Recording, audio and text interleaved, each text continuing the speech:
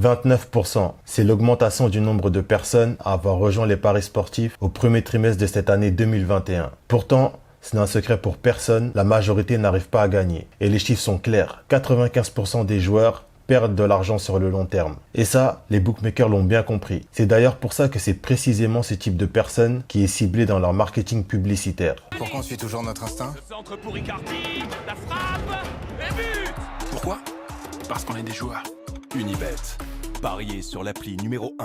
On leur fait croire que de gros gains sont possibles. Mais pourtant, la politique interne de ces plateformes n'a rien à voir avec ça. Comme on peut le voir avec cet extrait d'un article paru dans le journal L'Union. Les joueurs forts ou gagnants, on n'en veut pas. Qu'ils aillent jouer ailleurs s'ils veulent, mais pas chez nous. Pourtant, Winamax continue en toute impunité de faire des pubs qui s'adressent aux 99,9% de perdants, aux pigeons, en leur faisant croire qu'ils font partie de ces 0,1% qui s'en sortent bien. Personnellement, je trouve ce rapport de 99,9 contre 0,1% complètement déséquilibré. Mais ça ne change pas le fait qu'il y ait plus de personnes qui perdent que de personnes qui gagnent. La question qu'on peut se poser, c'est: est-il possible de gagner et d'être rentable avec les paris sportifs? Un très faible pourcentage de personnes qui se trouvent en haut de la pyramide arrivent à le faire. Comment le font-ils? Qu'ont-ils mis en place pour le faire? Qu'est-ce que tu vas devoir mettre en place pour rejoindre le sommet de la pyramide? C'est ce qu'on va voir dans cette vidéo. Mais d'abord, je vais me présenter pour tous ceux qui viennent de rejoindre la chaîne. Moi, c'est Isma. Je suis dans les paris sportifs depuis 2017 et j'ai créé la Paris Sportif Academy pour aider les parieurs qui perdent plus qu'ils ne gagnent à faire les bons choix de match et à prendre les bons pronostics pour en finir avec les pertes. Donc, si tu es fatigué de perdre beaucoup d'argent en paris sportifs et que tu veux apprendre les meilleures techniques pour enfin gagner, la première chose à faire, c'est de rejoindre dès maintenant l'immersion. L'immersion, c'est le seul endroit où tu vas recevoir 2 fois par semaine mes meilleurs conseils pour enfin en finir avec les pertes et enfin te faire un complément de revenu avec les paris sportifs, le tout sans dépendre des pronostiqueurs. Le lien d'accès se trouve juste en dessous dans la description. Pour accompagner tout ce que je vais dire dans cette vidéo, j'ai préparé une série de slides qui vont te présenter les différents niveaux de la pyramide du succès. Reste bien jusqu'à la fin parce que tu dois absolument entendre ce que je vais te dire sur ce qui concerne le 3e niveau qui est, d'après moi, le plus négligé et pourtant c'est celui-ci qui va te permettre de passer au niveau supérieur.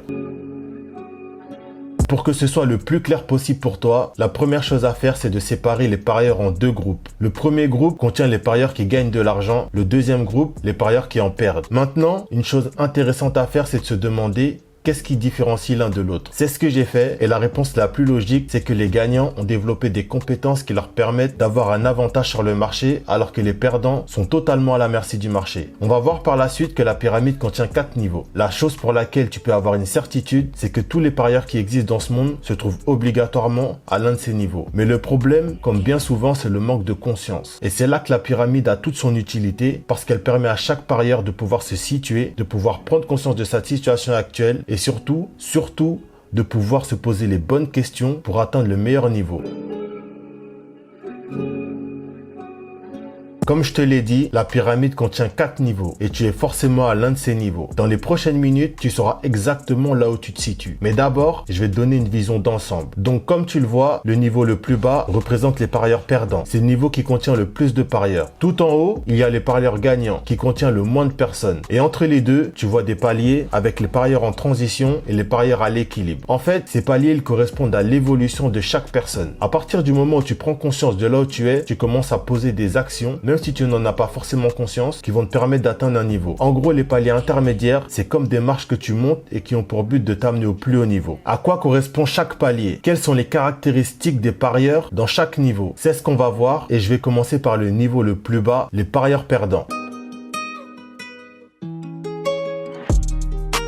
Du coup, on est dans les catégories des parieurs perdants. Comment est-ce qu'on les reconnaît? La première chose, c'est que ce sont des personnes qui misent en fonction de leurs humeurs et de leurs finances. Pour te donner un exemple concret, ce sont les parieurs qui, en début de mois, font des mises plus ou moins importantes. Après plusieurs défaites, les finances ne suivent plus, du coup ça réduit les mises. Et en fin de mois, quand il n'y a plus de budget, ça joue des sommes ridicules sur des gros tickets pour tenter de se refaire. Un autre point, c'est qu'ils ne font pas d'analyse. Ils comptent sur la logique. Donc, si le Barça affronte Eibar, pour eux, c'est le Barça qui doit gagner parce qu'ils sont censés être plus forts. Si Tottenham affronte Crystal Palace, Tottenham doit gagner parce qu'ils sont censés être les plus forts, etc., etc.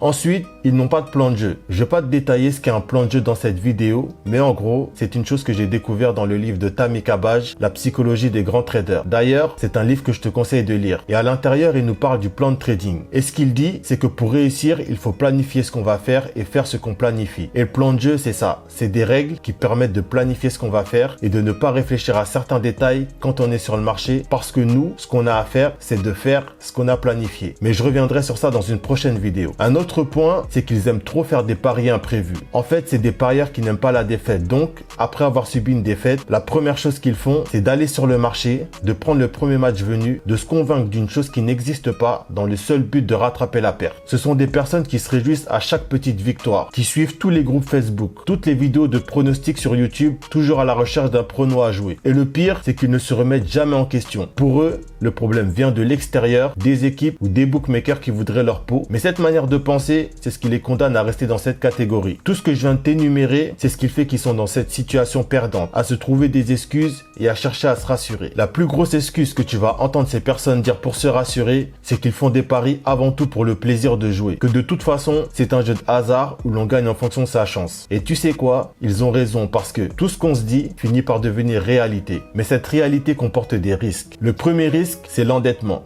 Parce qu'ils n'ont aucun contrôle. Ils finissent par prendre de l'argent à leurs proches, à leurs femmes, même certains à leurs enfants pour parier. Pourquoi? Parce qu'ils ont développé une addiction. Et on a tendance à croire que les gens sont addicts au jeu. Alors que pas du tout. En vrai, ils sont addicts à l'argent. Inconsciemment, ils ont développé une obsession quant au fait de récupérer tout l'argent qu'ils ont perdu. Tu te rends compte du cercle vicieux dans lequel cette catégorie de parieurs est. Tant qu'il n'y a pas de prise de conscience, ils resteront à la merci des bookmakers. Donc, la première étape, c'est la prise de conscience. Maintenant, on va parler des parieurs en transition. La catégorie de parieurs qui a compris ce que les parieurs perdants n'ont pas compris. Le paradoxe, c'est que malgré qu'ils ont compris des choses, ils ne mettent rien en place pour faire bouger leur situation. Ils ne mettent pas en place un système ou une stratégie qui leur permettrait de pouvoir gagner. La seule chose qu'ils ont de plus, c'est qu'ils ont conscience que la manière dont ils abordent les paris sportifs ne peut pas leur donner de résultats. Donc, tout ce que je t'ai énuméré dans la catégorie de parieurs perdants, ils l'ont toujours. Ils misent toujours en fonction de leurs humeurs. Ils continuent de faire confiance à la logique. Ils continuent de grappiller du prono là où ils peuvent en grappiller. Ils n'ont aucune gestion, etc., etc. Tu vois que dans la forme, rien n'a changé. Mais le fond n'est plus pareil. La vision a évolué. Ils ont pleinement conscience du problème, mais ce qui les bloque, c'est qu'ils ne savent pas concrètement quelle action mettre en place pour passer un cap. Mais le fait que la vision du game a changé fait qu'ils vont rapidement être prêts à passer un niveau. Généralement, c'est une histoire de quelques semaines avant de passer au niveau suivant.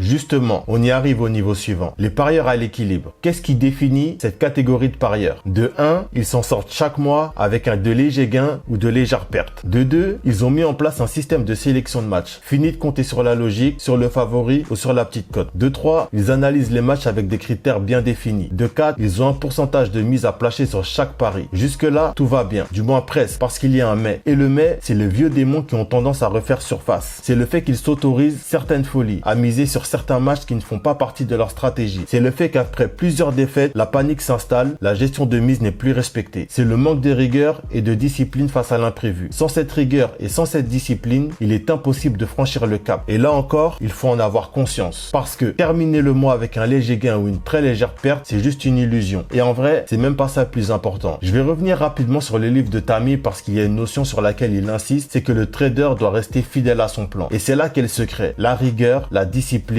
la persévérance. Et c'est aussi ce qui a le plus dur à développer parce que là, il s'agit d'un travail personnel à faire sur soi. C'est même plus une histoire de prono, d'analyse ou de marché. Là, c'est une histoire d'être seul face à soi-même et de s'autodiscipliner pour atteindre un niveau jamais atteint auparavant. La différence entre les parieurs gagnants et tous les autres niveaux qu'on vient de voir, elle se fait à ce niveau. D'ailleurs, on va voir ça tout de suite. Qu'est-ce qui caractérise un parieur gagnant? Il est discipliné, rigoureux et très patient. Ce n'est pas une personne qui se jette sur tout et n'importe quoi. Il attend l'opportunité, qui répond à son plan et c'est tout. Il a un objectif précis pour chaque session. L'objectif, c'est la cible que tu dois atteindre. Si t'as pas d'objectif, qu'est-ce que tu vas pouvoir atteindre? Comme je viens de le dire, ils savent attendre la vraie opportunité. Ils ont un système solide appuyé par un mental d'acier. Ils ont supprimé toute notion de jeu. À la place, ils ont intégré le fait que c'est un métier où aucun élément ne doit être laissé au hasard. Ce sont des personnes qui sont très objectives par rapport à l'information fournie par le marché. Elles prennent l'information comme elle est parce qu'ils ont compris que l'information ne fait que de relater des faits. Ils ont élaboré élaborer une série de règles précises, le fameux plan. Ils y mettent toute la discipline nécessaire pour pouvoir les respecter. Tu cherches à savoir quel est leur secret, pourquoi eux gagnent pendant que toi tu perds. C'est simplement que eux ont compris qu'il n'est pas possible de passer à travers le processus. Aucun raccourci possible. Ils ont ce que les autres ne sont pas prêts à avoir. Un mental d'acier. Quand la douleur est trop forte, la plupart des gens abandonnent. Eux, ils l'ont dépassé. Ils sont dans ce qu'on appelle la zone. Un état où il n'y a ni peur, ni anxiété. Ils font des remises en question permanentes, aussi bien sur eux-mêmes que sur leur schéma. Ils n'acceptent pas l'à peu près, ni le moyen, encore moins de rester dans une fausse zone de confort. La seule chose que j'aimerais que tu comprennes, c'est qu'ils ne sont pas arrivés là du jour au lendemain. Ils ont tous commencé en étant des parieurs perdants, mais ils se sont battus, ils se sont développés, ils se sont formés, ils ont continué de le faire parce qu'ils savent que les paris sportifs peuvent totalement détruire financièrement et mentalement un individu préparé. Ils savent que penser être arrivé, c'est s'autoriser à être vulnérable face au marché, donc ils travaillent. Ils font ce que 97% des parieurs refusent de faire dans le seul but d'être prêts. Ils refusent tout écart parce qu'ils savent que le non-respect de leur plan peut les conduire à la faillite et c'est pour ça qu'ils sont fermes envers eux-mêmes parce qu'ils savent que le plus grave c'est d'avoir un manque de discipline